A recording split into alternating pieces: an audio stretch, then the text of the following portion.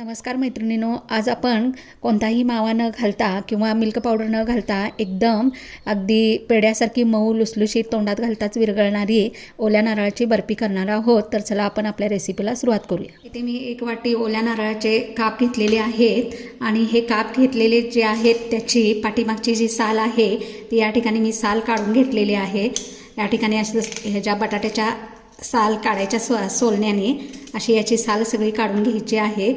जर तुमच्याकडे बटाटा सोलायचं सोलणं नसेल तर या खोबऱ्याची जी काळी पाट आहे ती तुम्ही सावकाश सुरीने सुद्धा काढू शकता, पण सावकाश काढायची आहे जेणेकरून हाताला कुठलीही इजा होऊ नये. ते मी सगळ्या नारळाचे छोटे छोटे काप करून घेतलेले आहेत. आता हे काप मी या ठिकाणी मिक्सरच्या भांड्यात थोडे थोडे घेणार आहे, कारण माझ्याकडे हे छोटं भांडं आहे.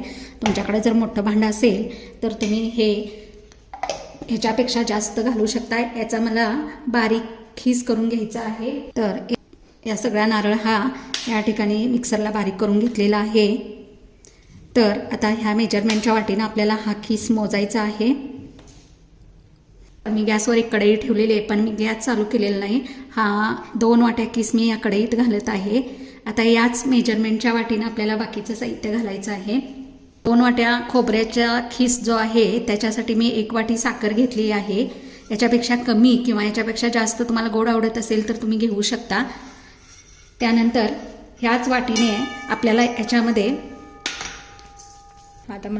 हे दूध मी साईसकट घेतलेलं आहे. तुमच्याकडं जे गाईचं म्हशीचं कुठलंही दूध असेल ते तुम्ही घेऊ शकता.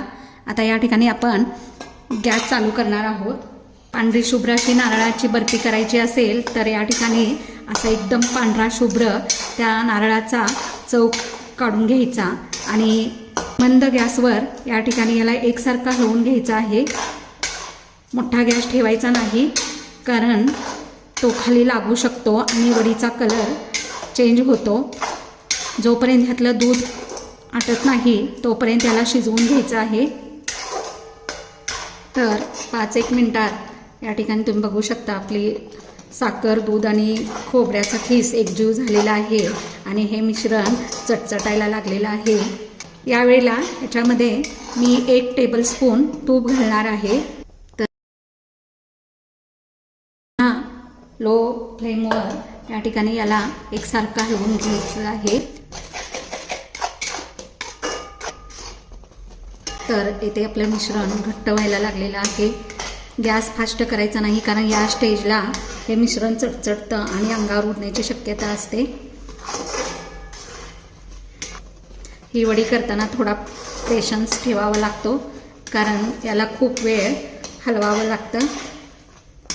आणि याच्यासाठी जी कढई घेणार आहे ती एकतर नॉनस्टिकची कढई घ्यायची किंवा जाड बुडाची कढई घ्यायची. त्यामुळे आपलं जे मिश्रण आहे ते खाली पटकन लागत नाही. अशा अनेक वेगवेगळ्या रेसिपी मी माझ्या चॅनलवर टाकत आहे. त्यातल्या कुठल्या रेसिपी तुम्हाला आवडतात त्या मला तुम्ही करून बघून कमेंटद्वारे सांगा. इथे आपलं मिश्रण या ठिकाणी एकदम घट्ट व्हायला लागलेलं आहे आणि हे मिश्रण तयार झालेलं आहे की नाही हे बघायचं असेल तर याची अशी खूण आहे की हे काय करतं, कढई सोडायला चालू करतं.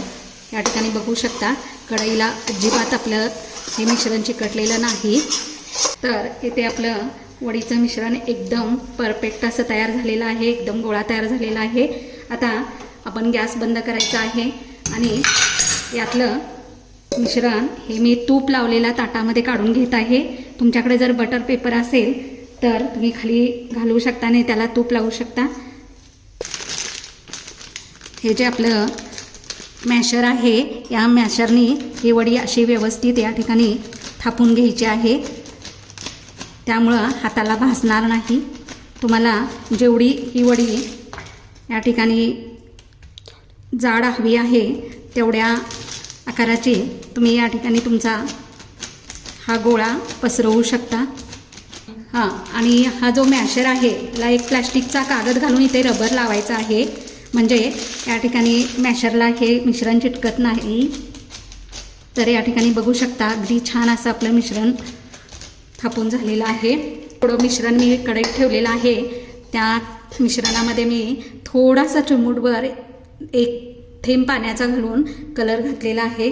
आणि पुन्हा हे मिश्रण या ठिकाणी एकजीव करून घ्यायचं आहे. तुम्हाला कलर घालायचा असेल तर तुम्ही घालू शकता, नाही तर तो ऑप्शनल आहे. पण जर लेयर करायचे असतील तर कलर खूप छान दिसतो त्यामध्ये. आणि पुन्हा थोडंसं या ठिकाणी बारीक गॅस करायचा आहे आणि हे कलर घातल्यानंतर हे मिश्रण हलवून घ्यायचं आहे. तर या ठिकाणी बघू शकता पहिल्यांदा अगदी पांढरं शुभ्र असं मिश्रण घातलेलं आहे. त्याच्यानंतर मी हे कलर घातलेलं मिश्रण घालत आहे आणि या मॅशरनी पुन्हा याला या ठिकाणी याच्यावरती दाबून घेत आहे. पुन्हा थोडंसं मिश्रण मी कलर घातल्यानंतर पांढरं मिश्रण होतं एकदम पांढरं शुभ्र, ते याच्यावरती घालून पुन्हा मी या मॅशरने याला पसरवत आहे. तुम्ही बघू शकता एकदम छान अशी वडी या ठिकाणी थापून झालेली आहे. आता वडी वरती ठेवणार असाल तर 3 ते 4 तास किंवा 1 दिवस अशी ठेवायची आहे, म्हणजे याच्या वड्या छान पडतात.